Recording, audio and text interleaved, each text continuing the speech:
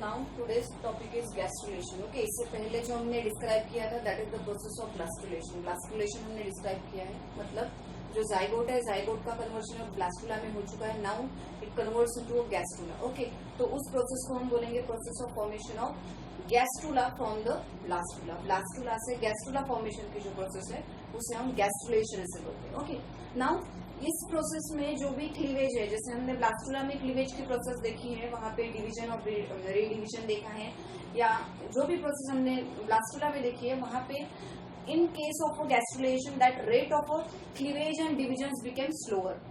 In case of a gastrulation rate of cleavage and divisions became slower. तो यहाँ की जो events है that events became slower as compared to a blastulation. Then it is divided into two kinds of movements are given there in a case of a gastrulation. Gastrulation में two movements carry out होती है. One differentiation of blastonier. Blastonier का differentiation होना है ectoderm, mesoderm और endoderm में। देखो यहाँ पे ये गैस्ट्रोल का वर्टिकल सेक्शन है, यहाँ पे आपको दिख रहे हैं कि इंडोडर्म, मेसोडर्म और इक्टोडर्म इन 3 लेयर में उनका डिवीजन हुआ है। तो आप लोगों को पता होगा कि इससे पहले भी मैंने बोला है कि हमारे बॉडी का जो स्ट्रक्चर है या फिर हमारे बॉडी के हर एक ऑर्गन जो है वो इन्हीं 3 लेयर से बने। These 3 layers are very much important और origin point for the formation of different organs of the baby. Baby के डिफरेंट ऑर्गन बनने के लिए, हैंड्स हो, हमारा लीवर हो और या फिर हार्ट हो, जो भी हमारे बॉडी के ऑर्गन्स है, ये सारी की सारी प्रोसेस ऑर्गेनोजेनेसिस की प्रोसेस कैरी आउट होती है with the help of these 3 layers. मतलब इन्हीं 3 लेयर्स से हमारे सारे बॉडी के पार्ट्स बनते हैं। तो यहाँ पे डिफरेंशिएशन ऑफ ब्लास्टोनियर्स है, क्योंकि ब्लास्टुला में आपने देखा था कि ब्लास्टोनियर सेल बोलते हैं जो अंदर प्रेजेंट रहते हैं, उन ब्लास्टोनियर का डिफरेंशिएशन होना रहता है इन 3 लेयर्स में। Okay, so first step differentiation of blastomere into a ectoderm, mesoderm and endoderm. Second जो स्टेप कैरी आउट होती है यहाँ पे वो है morphogenetic movement. Okay, morphogenetic movements means कि up to the embryo, embryo तक जाने तक जितनी भी प्रोसेस या फिर जितनी भी इवेंट होती है up to the formation of embryo, उन इवेंट्स को कंसिडर किया जाता है मॉर्फोजेनेटिक मूवमेंट्स। मतलब हमारे ऑर्गन्स बनने की जो प्रोसेस है उसे हम बोलेंगे morphogenetic movement. Process of gastrulation it is started और begins at the 8th day of fertilisation. Fertilisation से 8th डे के बाद में प्रोसेस ऑफ गैस्ट्रुलेशन स्टार्ट हो जाती है। Okay, it is started from the 8th day of fertilization. Okay, now after 8 days जो hypoblast cell रहते हैं, जैसे हमने देखा है कि आप ब्लास्टुला को याद कर लो पहले, ब्लास्टुला। ओके, ये ब्लास्टुला पे हमने ट्रोपोब्लास्ट सेल देखे हैं, these are the trophoblast cell. जो फ्लैट सेल हमने बोला है ट्रोपोब्लास्ट सेल के। Then after that there is the presence of these embryonal cell.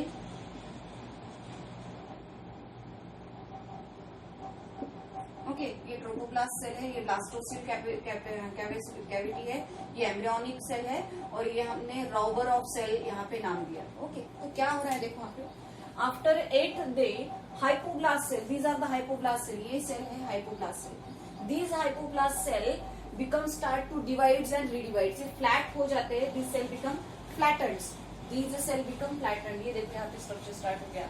यहाँ पे पहले क्या था, एम्ब्रियोनल सेल थे, एम्ब्रियोनिक सेल थे। These embryoblast cell start to divides and flat बनना और फ्लैट होके फिर वो डिवाइड्स और रीडिवाइड्स होते हैं towards the blastocoel cavity. This is the blastocoel cavity. Okay, ये यहाँ पे इसका स्ट्रक्चर ऐसे बनेगा बाद में। तो ये जो हाइपोब्लास्ट सेल है एम्ब्रियोब्लास्ट सेल के, इस एम्ब्रियोब्लास्ट सेल के hypoblast cell become flat and divides and redivide towards the blastocoel cavity. ये जो है ब्लास्टोसिल कैविटी के टुवर्ड्स में डाउनवर्ड डायरेक्शन में सारी प्रोसेस कैरी आउट होती है।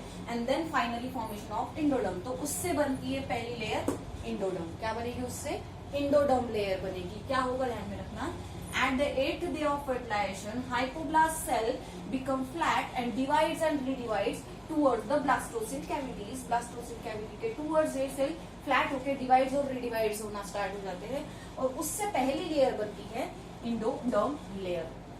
कहाँ पे ग्रो होती है, grow with in the blastocoel. ये मैंने आपको फ्लो चार्ट से ये इजी वे से समझाने की कोशिश की। ओके, तो ये सारी प्रोसेस होती है grow within the blastocoel cavity. ये सारी प्रोसेस क्या होगी, ब्लास्टोसिल कैविटी होगी। So towards the downward direction toward the blastocoel cavity. Okay, now अब ये जो एंडोडर्मल सेल है, ये एंडोडर्मल सेल क्या होगा, डिवाइड्स और रीडिवाइड्स होगा और उससे कैविटी लाइक स्ट्रक्चर फॉर्मेशन होगा। दिस कैविटी लाइक स्ट्रक्चर और this kind of cavity like structure is called as a yolk sac. उसे हम क्या बोलेंगे, योक सैक। जो एंडोडर्म सेल है, these endoderm cell start to differentiate. देखो यहाँ से ही निकलेगी, this is the endoderm cell was to grow and differentiate and formation of cavity like structure and that is called as a yolk sac। उस cavity like structure को हमने बोला है, sac like structure को हमने बोला है yolk sac। remaining cell of the inner cell और then अभी हम पहली जो प्रोसेस देखी जहाँ पे एंडोडर्म बना था वो कहाँ से बना था, हाइपोब्लास्ट सेल और एम्ब्रियोब्लास्ट सेल। अब जो इनर मोस्ट सेल है उन सेल को बोलेंगे आप इपीब्लास्ट सेल। किसके epiblast, hypo means outer side में जो प्रेजेंट रहते हैं, सॉरी इनर साइड में जो प्रेजेंट रहते हैं, और ईपी मीन्स जो बाहर के साइड में प्रेजेंट है। ओके, तो जो ये सेल है टोकोप्लास्ट के पास में जो सेल प्रेजेंट है, these cells are called as a epiblast cell. जहां क्या प्रेजेंट है, राउबर ऑफ सेल प्रेजेंट है। जहां पे राउबर ऑफ सेल, किसे बोला था हमने Rauber of cell, Rauber of cell are come in contact with the trophoblast layer. उन सेल को जो ट्रोपोप्लास्ट लेयर के साथ में एम्ब्रियोब्लास्ट सेल को कनेक्ट कर रहे हैं, उन सेल को हमने राउबर ऑफ सेल बोला था। ओके, तो इनर साइड में इपीब्लास्ट सेल है जहां पे राउबर ऑफ सेल प्रेजेंट है and these Rauber of cells are start to differentiate into two second layer and that second layer that epiblast cell become flat and bilaminar. अब ये जो cell है ये कैसे बनना स्टार्ट हो जाएंगे, फ्लैट और बायलैमिनर हो जाएंगे और इसकी वजह से बनेंगी यहाँ पे एम्ब्रियोनिक डिस्क। क्या बनेंगी यहाँ पे, अभी यहाँ पे नेमली मेंशन नहीं किया है, इन यहाँ के बीच में प्रेजेंट रहती है एम्ब्रियोनिक डिस्क। क्या प्रेजेंट रहती है, एम्ब्रियोनिक डिस्क प्रेजेंट रहती है। ओके, उस क्या बोला हमने, epiblast cell divides and differentiate and become flat and bilaminar and then there is a formation of embryonic disc. वहां पे बनेगी एम्ब्रियोनिक डिस्क। उसके बाद में आफ्टर एंडोडर्म डिफरेंशिएट, अब ये एंडोडर्म बनने के बाद में cell get differentiate and formation of ectoderm, उससे ही बनेगी इक्टोडर्म, दिस वन। ओके, ये लेयर को हम बोलेंगे ectoderm, denoted by green colour. Okay,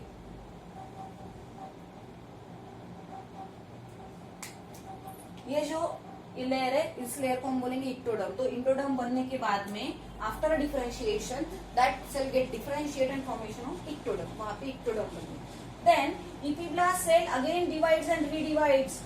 epiblast cell जो है वो अगेन डिवाइड्स एंड रीडिवाइड्स होते हैं and divides and redivides in a such a way manner there is a formation of enclosing a amniotic cavity। अब ये जो epiblast cell यहाँ पे प्रेजेंट थे, ये इपीब्लास्ट सेल डिवाइड्स और रिडिवाइड्स हुए और उन्होंने क्या किया, एनक्लोजेस किया एमनियोटिक कैविटी को। एमनियोटिक कैविटी वहां पे बनाई, एनक्लोजेस दी एमनियोटिक कैविटी। और ये एमनियोटिक कैविटी का जो फ्लोर है, फ्लोर मतलब जमीन नीचे का जो पोर्शन है, this one, the amniotic cavity का जो फ्लोर है वो फ्लोर किससे बनता है, एम्ब्रियोनिक डिस्क से।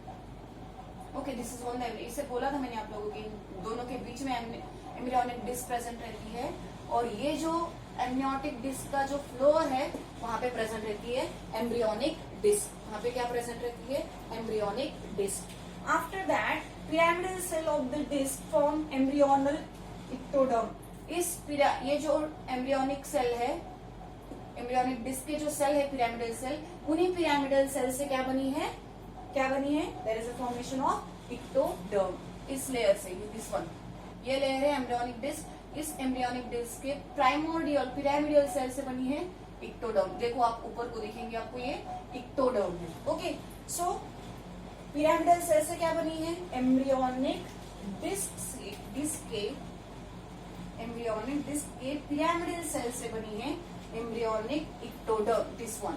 यहाँ पे एम्ब्रियोनिक डिस्क है और इसके जो पिरामिडल सेल है उन पिरामिडल सेल से बनी है इक्टोडर्म। और उस ये एमनियोटिक कैविटी बन गई, इक्टोडर्म का जो पोर्शन है एम्ब्रियोनिक डिस्क के साथ में कनेक्ट होने के बाद में एमनियोटिक कैविटी बन गई और एमनियोटिक कैविटी का जो रूफ है वो बनता है, रूफ, दिस वन, रूफ मतलब ऊपर का portion, this is made up of by the amniogenic cell. किससे बना है वो?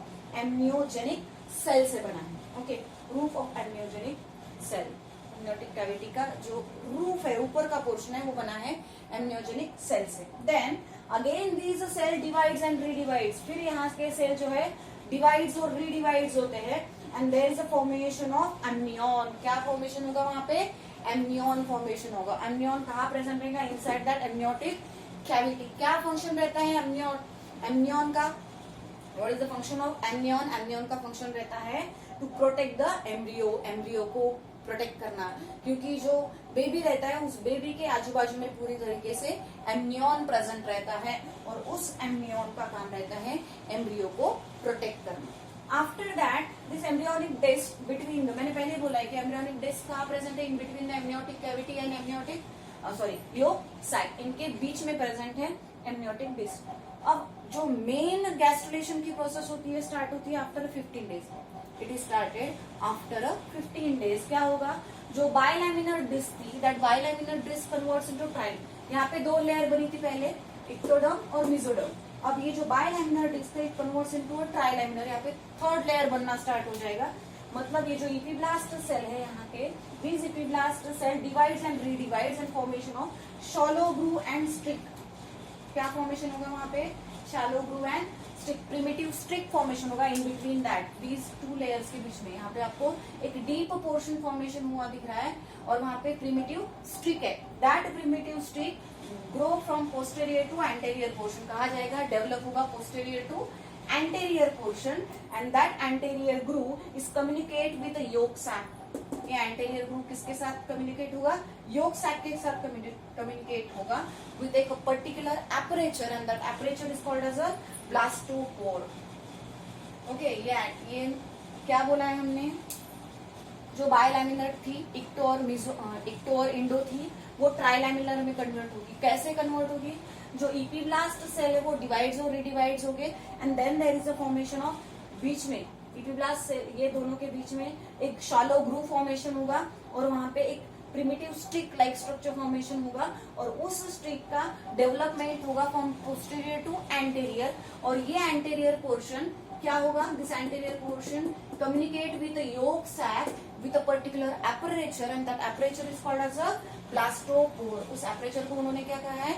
blastopore कहा है। अब ये जो फाइनली एम्ब्रियोनिक डिस्क है, अब ये जो बीच में की एम्ब्रियोनिक डिस्क है, that embryonic disc now divides into 3 layers, ectoderm, mesoderm and endoderm. क्या हुआ वहां पे? इक्टोडर्म, मेसोडर्म और इंडोडर्म में डिवाइड हुई। ओके, अब ये 3 लेयर्स यहाँ पे बन गई, और फाइनल इसके बाद में की जो प्रोसेस रहेगी, इक्टोडर्म, मेसोडर्म और इंडोडर्म बनने के बाद में जो process of further process after formation of gastrulation, that process is called as a organogenesis. मतलब गैस्ट्रुलेशन होने के बाद में, मतलब 3 लेयर्स फॉर्मेशन होने के बाद में जो प्रोसेस कैरी आउट होती है वो है ऑर्गेनोजेनेसिस। इससे पहले ही मैंने बोला है कि इन्हीं 3 लेयर्स से बनेंगे बॉडी के डिफरेंट ऑर्गन। ओके, तो फिर से एक बार देख लो कि हम क्या डिस्कस कर रहे हैं? गैस्ट्रुलेशन डिस्कस कर रहे हैं। What about gastrulation? Gastrulation is the process of formation of gastrula from the, किससे बनेगा ये? ब्लास्टुला से। ओके, सो जो क्लीवेज ब्लास्टुला में हुआ था, जो डिवीजन ब्लास्टुला में हुए थे, यहाँ पे वो रेट स्लोअर डाउन होगा। तो slower down the rate of cleavage and division in case of a gastrulation. 2 events are include there, differentiation of blastomere, वो जो ब्लास्टोमियर थे वो डिफरेंशिएट हो गए 3 लेयर्स में, इक्टोडर्म, मेसोडर्म और इंडोडर्म में। Okay, now the morphogenetic movement किसे बोला जा रहा है?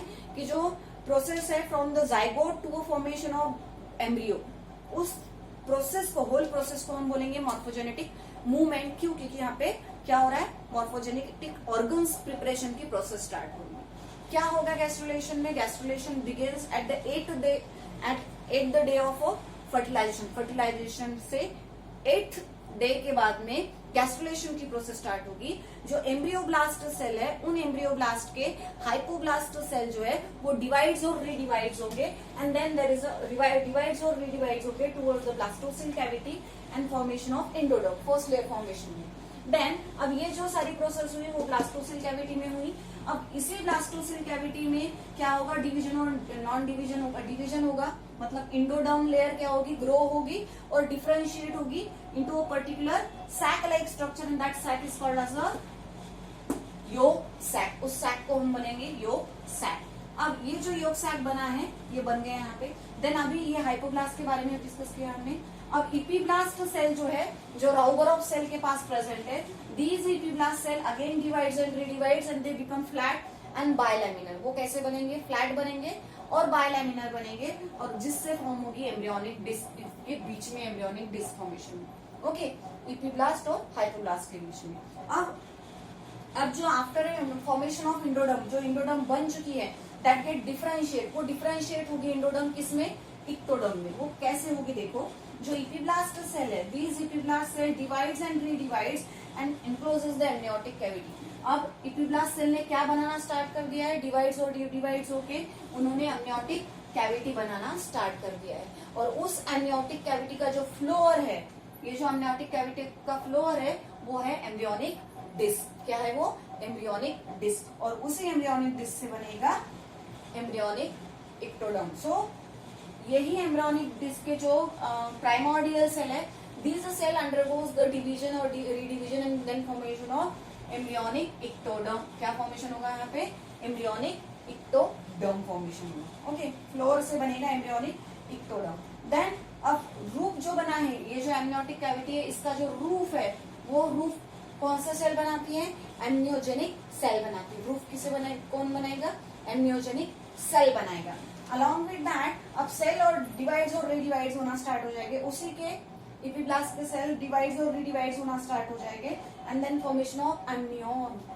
अब इस कैविटी के सेल डिवाइड्स और रीडिवाइड्स हुए और जिसमें क्या बना, एम्नियन बना। और उस एम्नियन का फंक्शन क्या होता है, to protect the embryo, embryo को प्रोटेक्ट करना। Okay, after that the embryonic disc present in between, the embryonic disc की पोजीशन बोली है, it is present in between the amniotic cavity and yolk sac.